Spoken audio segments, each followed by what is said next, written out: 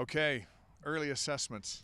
Guys were eager and came out hungry, and I thought we executed decent for the first day. But still, you come out off the field on day one, and you're thinking, man, we got a long way to go. But that's good. We got a whole month to prepare, and very veteran group on both sides. I think that's the thing that's going to help us. I thought our ones on both sides looked really good today, and then the twos and threes is where the most inconsistency is. But that's typical. And but I think we're as deep as we've ever been. Even in times where I coached here in the past, I think we're deeper at DB and linebacker and other positions that I've ever seen. So that's exciting, and just eager to keep this thing rolling. It's been an off season of low expectations from outside of the building. How much has that fueled the guys inside? It's about time. I mean, in 20 years of high expectations around here, we're going to win a national championship every year, right? That's what all the fans think. But I was like, gosh, it's kind of refreshing to have these expectations. But to us, it doesn't matter what the expectations are outside the building. What matters for us is what's the expectation in the building. And the bottom line at the end of the day, people that aren't in this building and working with us every day, they don't know what's going on. They don't know the guys that we know, how they've been working, how they've improved. And so people can believe whatever they want. Day one, when we go up against Southern Illinois, people are going to find out. And, maybe we'll surprise some people. Maybe we won't. I don't know. But I think the expectations in our building are extremely high.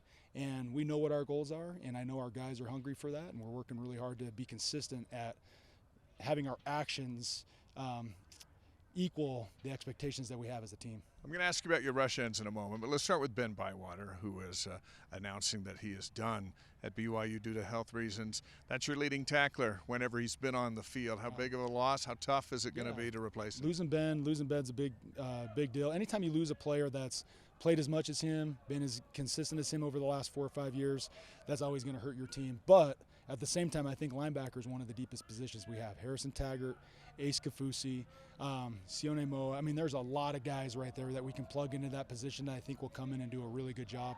And there's guys that, Siale Acera came in last year as a true freshman and played really well. So I think we have 5 or 6 guys that could come in there and play and give us high production. And Coach Enna's done a great job in that room.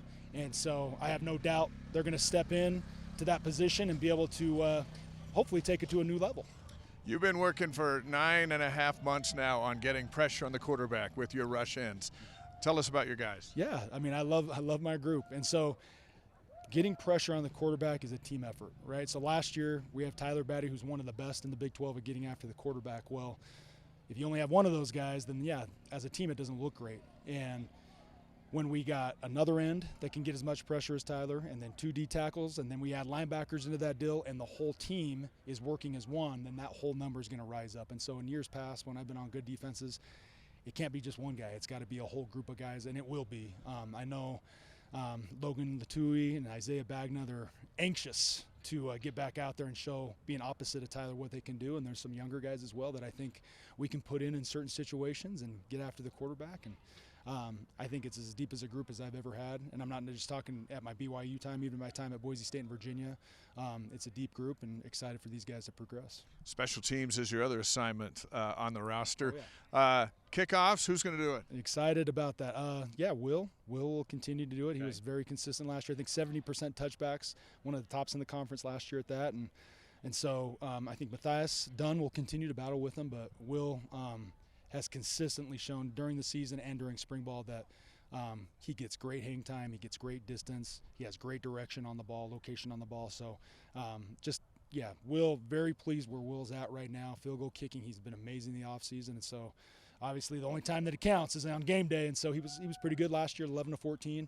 And so anxious to see him continue. Now the part that's going to be real fun to watch is the competition between the long snapper, between Dalton and Cannon, and then between our punter, Landon and Sam. And so anxious to see those guys continue to work, and I know they've been working their butts off during the offseason, and so just excited to see who competes and wins the job. Kickoff returns and punt returns. Keelan Marion told us he's figuring and factoring into that group. Oh, yeah. What tell us about them? Yeah, Keelan did great last year. One of the top returners in the Big 12 a year ago, and just came to me after practice and we have some goals that we have set, and we haven't had a kick return since Adam Hine since 2014. So he thought he had one. Yeah, we were that West Virginia. We thought we had one, and then some phantom call. Who knows, right? But it was a great year for being year one with Keelan last year.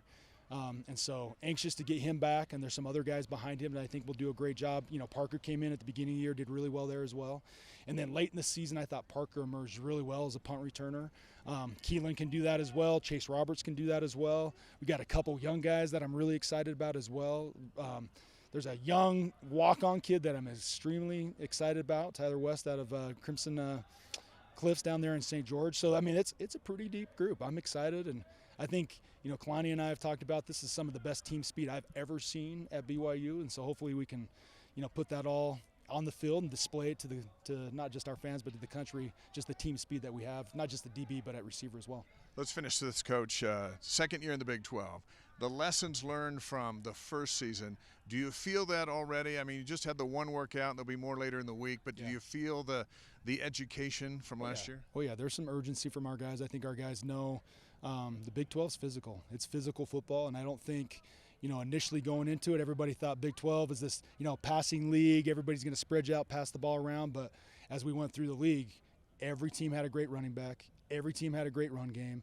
And I think the physicality is the part where we're gonna get better as a team. I know for sure we're gonna run the ball better on offense. We're gonna stop the run better on defense.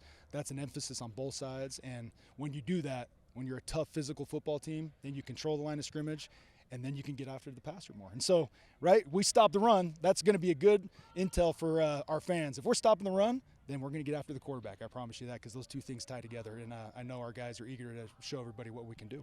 Good to see you back out here. All right. Thank you. Thanks, Coach.